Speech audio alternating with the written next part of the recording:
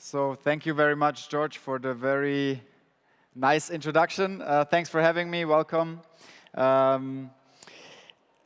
Before I talked to George, and he said, listen, I have 5 minutes to introduce you. I don't know what to say for 5 minutes, and I jokingly suggested for him to do a breakdance.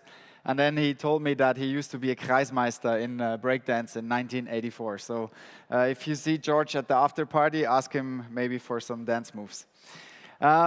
Good. So I wanted to give you a few sort of insights into, what we hear about, entrepreneurship. This morning there was someone sort of encouraging you to become an entrepreneur and just do it and yay. And so I just wanted to give you a few learnings and stories from the front line, if you wish.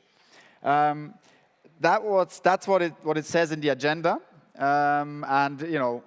When we originally discussed this presentation today, the idea was, you're going to do a presentation, it's going to be a keynote, and so on. So I delivered this. I said, okay, we'll have some time to discuss a couple of things. But then, as things change, also in entrepreneurship, also here, I saw that my agenda slot was 15 minutes, so I figured these 18 years of stories will probably be a bit tough to convey within 15 minutes. So I decided to boil it a bit down and say, okay, we focus on two things. One is learnings, and the other one is resilience.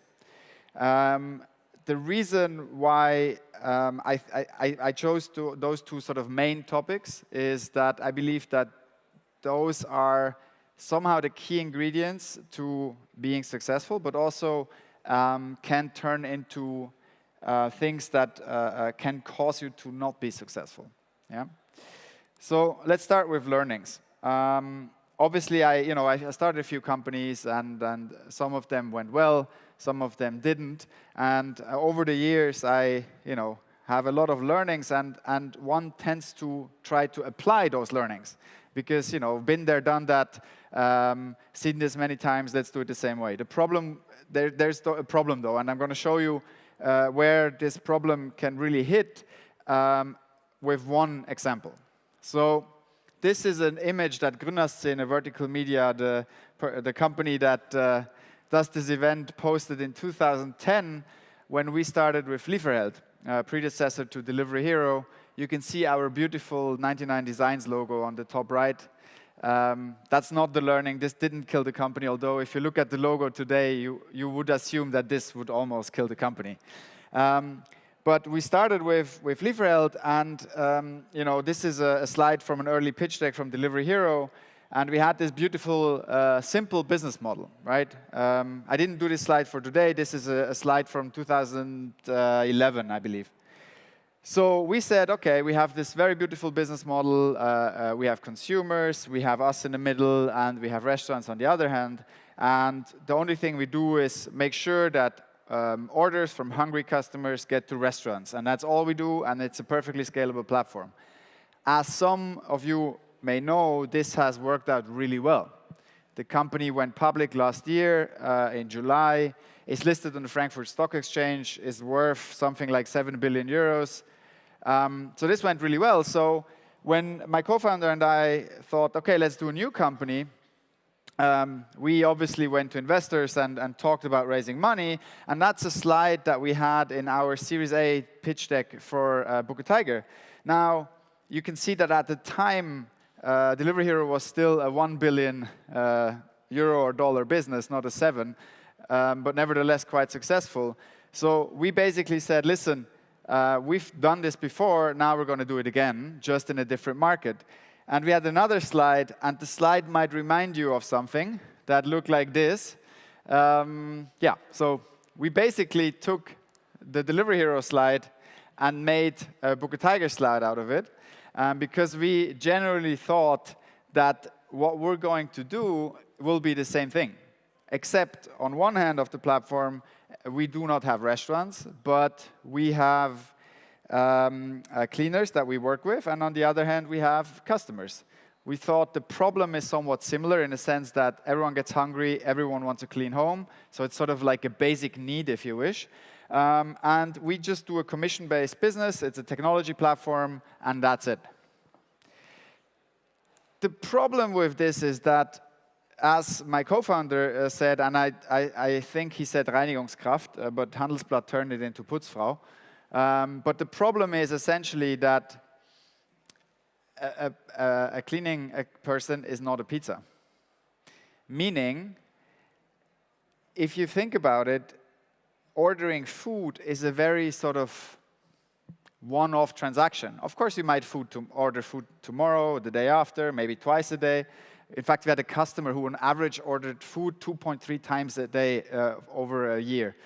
So you do that quite often, but it's a transaction that is sort of completed after you got the food.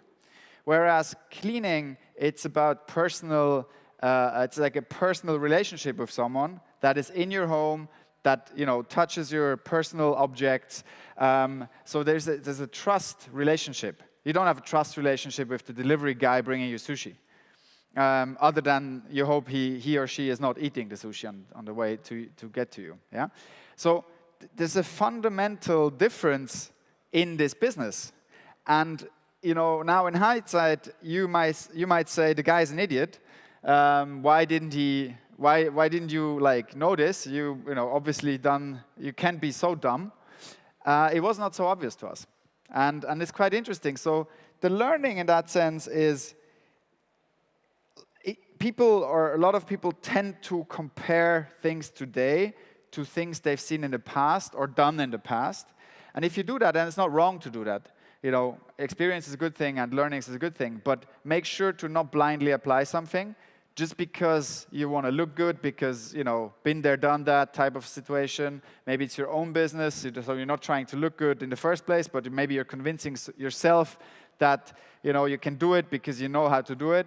So please make very sure that what you're doing is really, or what you want to apply to what you're doing is really applicable to it. Yeah? In our case, it wasn't. So that's just one thing, but in general, be careful with learnings, be careful with experience. Often, there's also a time factor. Things change. Just because someone was a marketing guru 5 years ago doesn't mean that person is a marketing guru today. Yeah? So the second thing is resilience.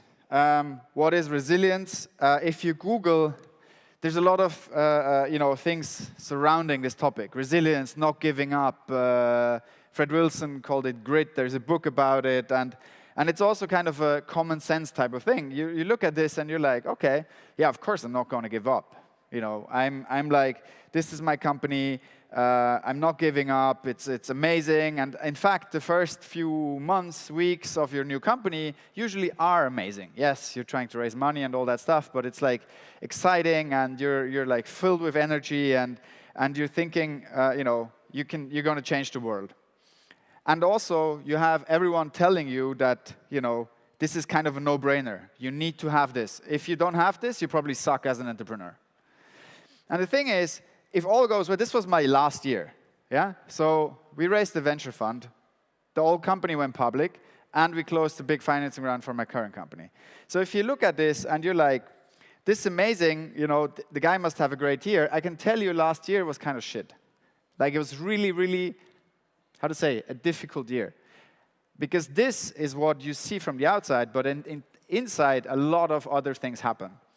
And that's where, you really get tested. Sometimes those things come to the outside, and I'm going to show you a few of those.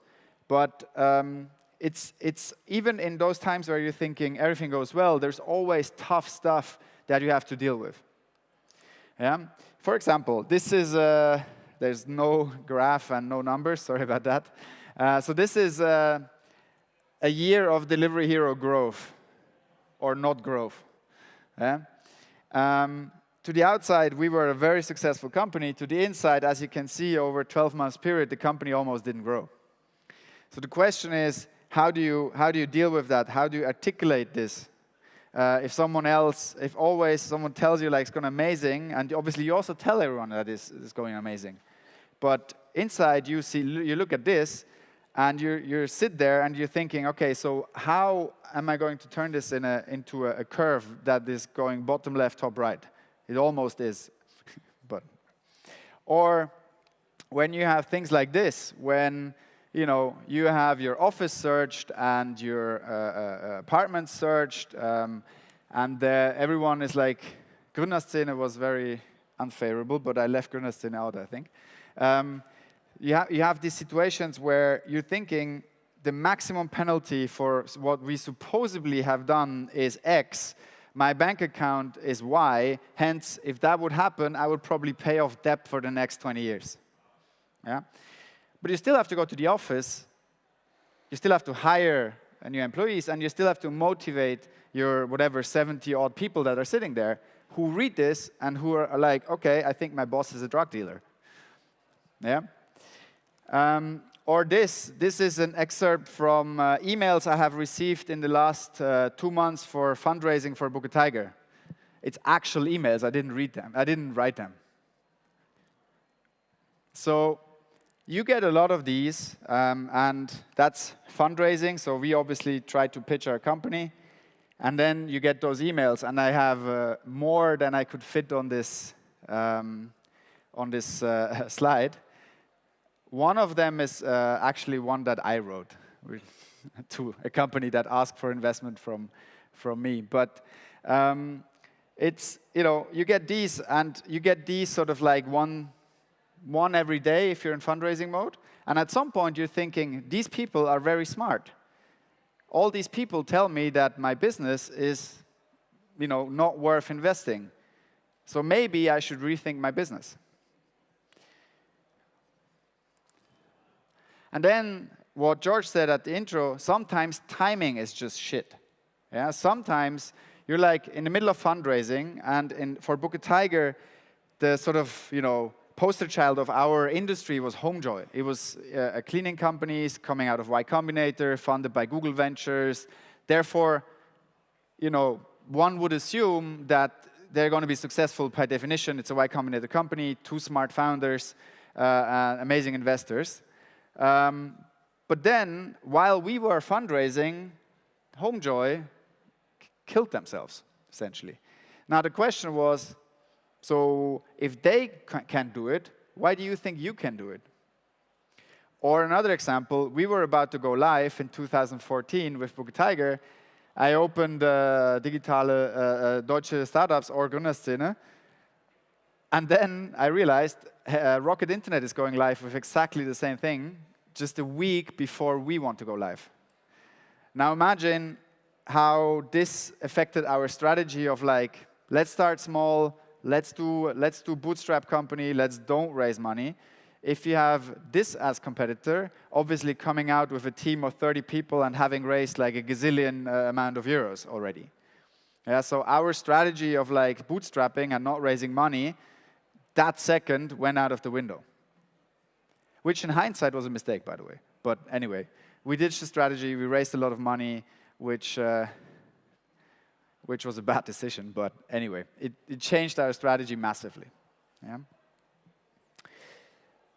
There's a quote from a Techstars website, and I found this quite interesting. So it says you must develop a resiliency to manage sort of ebb and flow of your business. And ebb and flow is not happening weekly or monthly. It's more sort of a daily thing. Or actually intraday, where in the morning you're very happy. At 11, you're very unhappy and you think your company is going to crash and burn. In the afternoon, you're closing a deal with a strategic investor. And in the evening, your head of sales quits.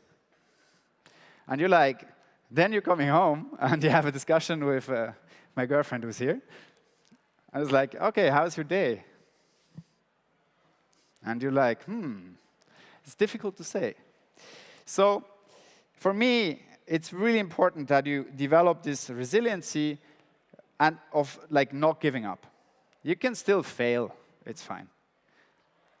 But the driver that sort of helps you not to give up is that you need to believe that what you do makes sense. If you just go like, okay, I studied at the great business school, I know business plans, I've seen 1,000 models, and this is the best model.